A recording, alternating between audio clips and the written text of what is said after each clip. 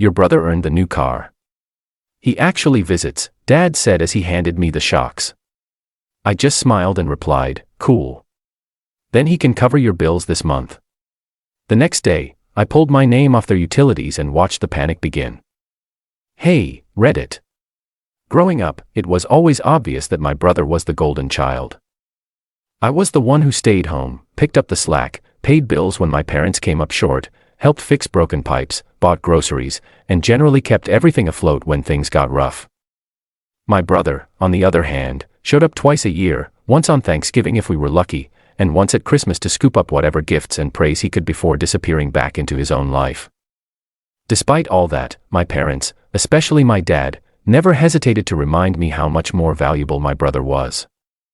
Apparently, visits packed with empty promises and hugs for show were worth a lot more than consistent, quiet support.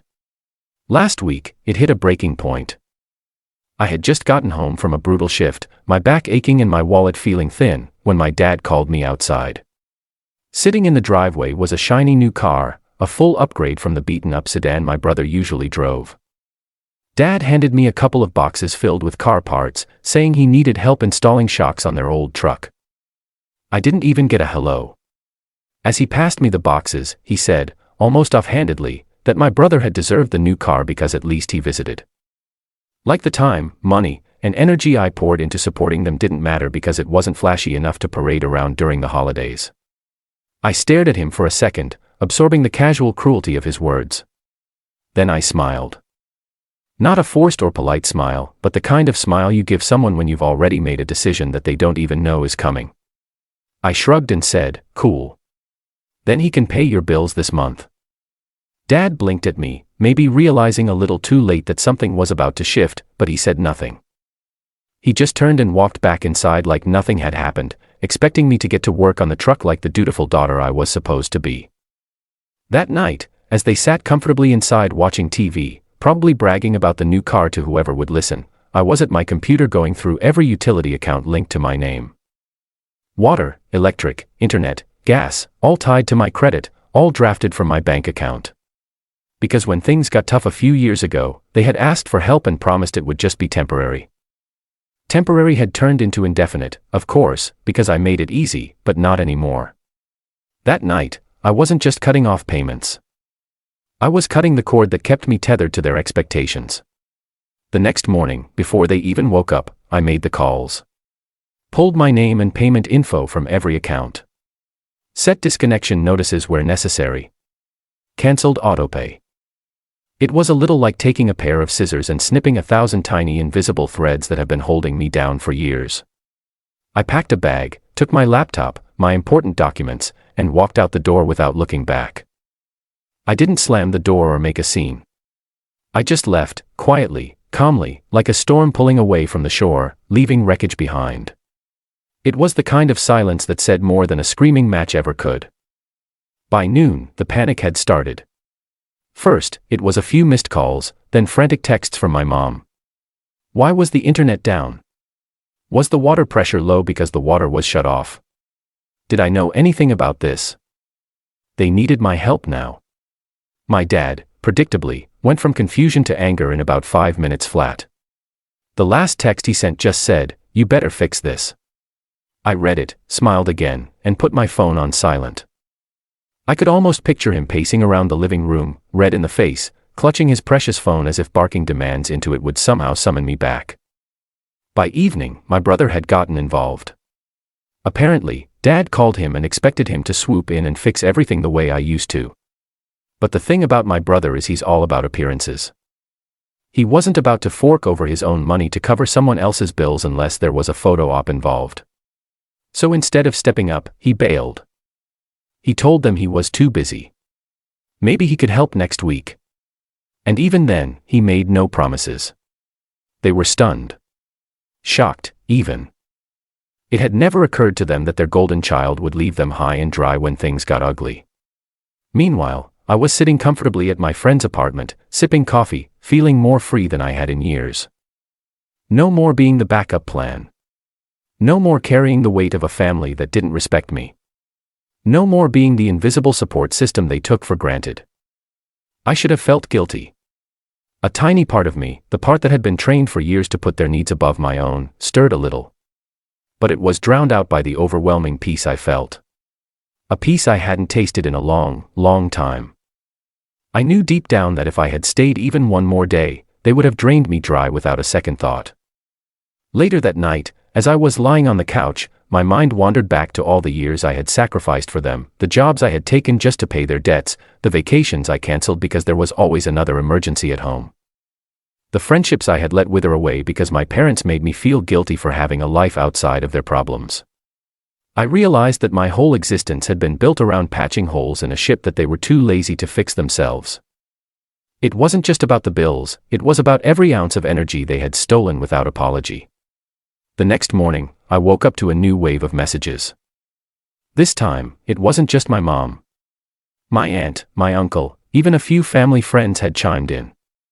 Apparently, my parents had been busy painting me as the villain, the ungrateful daughter who had abandoned her poor, aging parents in their time of need. They begged, guilt-tripped, even tried to shame me into coming back. It would have worked once upon a time. But now, reading those texts, all I felt was a hollow sort of sadness.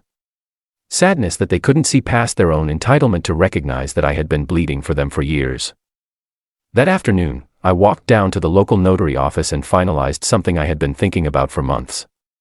Removing my name from their emergency contacts. Severing my cosigner obligations. Even shutting down the joint account they had begged me to open to make paying bills easier. Every document I signed felt like a small, decisive funeral for the life they had chained me to. I wasn't just stepping away. I was closing the door, locking it, and tossing the key into the deepest ocean I could find. As night fell, I received one final message from my mom. It wasn't angry. It was desperate. It simply said, "Please come home. We don't know what to do. We need you. Not your brother. You." For a moment, I stared at the screen, the weight of all those years pressing against me. But then, just as quickly, I set the phone face down on the table. Because for once, their emergency wasn't my responsibility. For once, I wasn't going to run in and save them from the consequences of their own choices. And as I sat there, feeling the full, heavy silence of a life that was finally my own, I knew one thing for certain. This was just the beginning. They thought the utilities shutting off was bad. They had no idea what was coming next. The next few days were strangely quiet. After the initial flurry of desperate messages and blame shifting, it was like my parents had gone radio silent. I knew them well enough to understand what that meant. They were hunkered down, stewing, planning, trying to figure out how to manipulate the situation back into their favor. For a brief moment, I almost expected them to show up at my friend's apartment, demanding answers or spewing guilt. But they didn't. Maybe, for the first time, they sensed that the old tricks wouldn't work on me anymore. Meanwhile, life without them weighing me down was better than I ever imagined. I had money left over after paying my own bills. I had time to think about what I wanted for once. I applied for a better job, started working out again, even reached out to some old friends I had drifted away from because I had been too busy playing the family savior. Every small act of independence felt like reclaiming a piece of myself they had stolen over the years. I didn't realize just how much of my identity had been wrapped around being their fixer until I was finally free.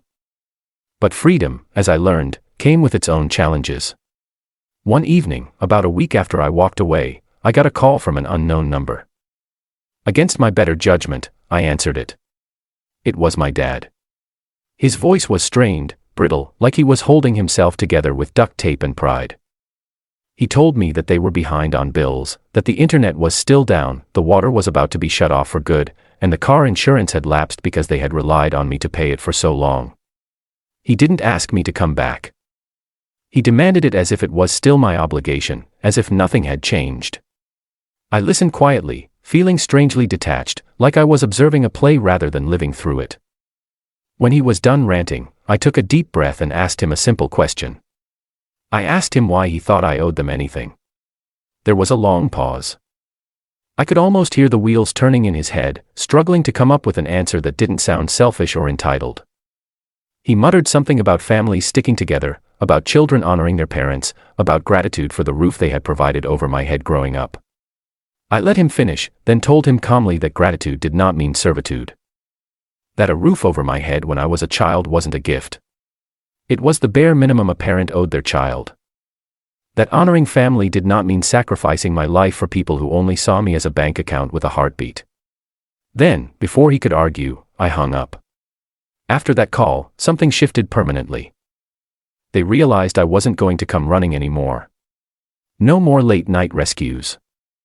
No more picking up the pieces of their bad decisions. No more sacrificing my mental health, my finances, my future to prop up a family that never truly valued me. A few days later, my aunt sent me a message letting me know that my parents had finally reached out for help, not from me, but from a social service agency that could actually assist them. She sounded almost bitter about it, like it was some great humiliation for them to admit they needed outside help. I felt no joy in hearing it, but I felt relief. They were finally being forced to stand on their own 2 feet, even if it took hitting rock bottom to get there. Meanwhile, my brother, the so-called golden child, kept his distance. Turns out, it was one thing to show up for a few holiday selfies and another thing entirely to stick around when the credit cards were maxed out and the electricity was getting cut. He made it clear he wasn't willing to foot their bills or rearrange his life to bail them out. In a strange way, I almost felt sorry for him. He had been given the pedestal but none of the tools. He had never been expected to step up. So when the time came, he simply couldn't. My parents had built him up into a fantasy, and now they were paying the price for living in it. A few months passed. I moved into a small apartment of my own, decorated exactly how I wanted, with no nagging voices telling me I was wasting money or being frivolous. I bought furniture secondhand, cooked my own meals, and paid my own bills. It was modest, but it was mine. And more importantly, it was peaceful. No slammed doors. No passive-aggressive comments over dinner. No sense of obligation chaining me to a life I never chose. For the first time in years, I could breathe deeply without feeling like I was drowning in guilt and expectations. One afternoon, I ran into an old family friend at the grocery store. She looked at me like she had seen a ghost. She asked if it was true that I had abandoned my parents, that they were struggling without me. I looked her straight in the eye and said, "No. I didn't abandon anyone. I just stopped letting them abandon me." She didn't know how to respond to that. She mumbled something and wandered off, leaving me standing there with a strange sense of peace. I realized then that the world would always have its opinions. People would gossip, would judge, would paint their own versions of the story. But at the end of the day, they hadn't lived my life. They hadn't carried the weight I had carried. And they had no right to tell me how I should feel about putting it down. In the end, walking away wasn't about punishing my parents. It wasn't about revenge or bitterness. It was about survival. It was about choosing to live my own life instead of being trapped in a cycle of endless sacrifice for people who mistook my kindness for weakness. It was about finally understanding that love without respect is just manipulation in disguise. It took me far too long to learn that lesson, but now that I had, there was no going back. The last text I ever received from my parents came 6 months later. It was short. It said, "We hope you are well. We miss you." No demands. No guilt. No begging. Just a quiet acknowledgement that the dynamic had changed forever. I didn't reply, not because I hated them, but because I loved myself too much to reopen a door that led back into darkness. Some things, once healed, should never be broken again. And as I sat in my tiny apartment that night, lights twinkling outside the window, sipping a cup of tea in complete and utter peace, I realized something powerful. I hadn't lost a family. I had found myself. And that, above all, was worth everything I had walked away from.